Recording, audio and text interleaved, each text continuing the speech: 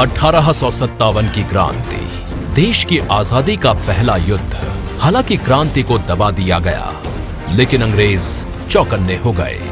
1857 जैसी क्रांति फिर न हो, इसलिए 1860 में अंग्रेज लाए इंडियन पीनल कोड। ये कानून दंड देने पर केंद्रित थे, जिनकी मदद से अंग्रेजों ने देश के क्रांतिकारियों को वर्षों तक जेलों में रखा। आजादी के बाद 77 वर्षों तक हम अंग्रेजों के कानून ढोते रहे।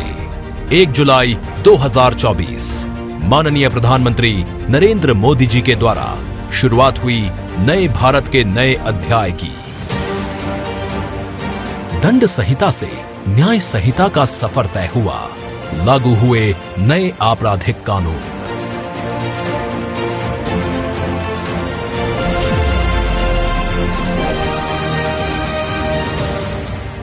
Earlier, the focus was on punishment and penal aspects.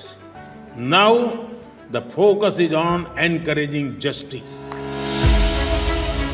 किसी भी देश की न्याय व्यवस्था उस देश की सबसे बड़ी ताकत होती है।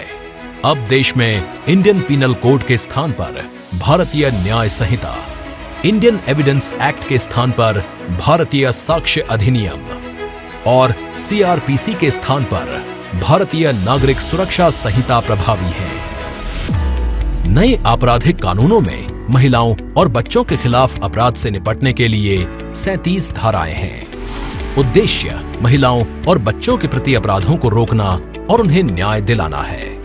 अपनी पहचान छुपाकर या शादी के झूठे वादे कर महिला का यौन शोषण अब अपराध है। नाबालिग बच्ची के साथ सामूहिक दुष्कर्म के लिए है आजीवन कारावास या मृत्युदंड।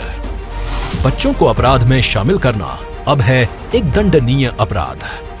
आतंकवाद, संगठित अपराधों को परिभाषित किया गया है। EFIR, डिजिटल माध्यम से गवाही। आने वाले वर्षों में भारत की न्याय प्रणाली विश्व की सबसे आधुनिक, वैज्ञानिक और टेक्नोलॉजी से लैस होगी। सबको न्याय समय पर मिले।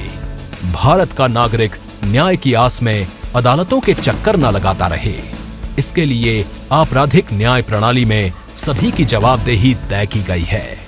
मोदी जी ने सालों से देश की जनता की जो अपेक्षा थी कि हमें पेनल्टी नहीं चाहिए, हमें दंड नहीं चाहिए, हमें न्याय चाहिए, मोदी जी के इस इनिशिएटिव ने हमारे तीनों कानून को एक गुलामी की मानसिकता और उसके चिन्हों से मुक्त कराया।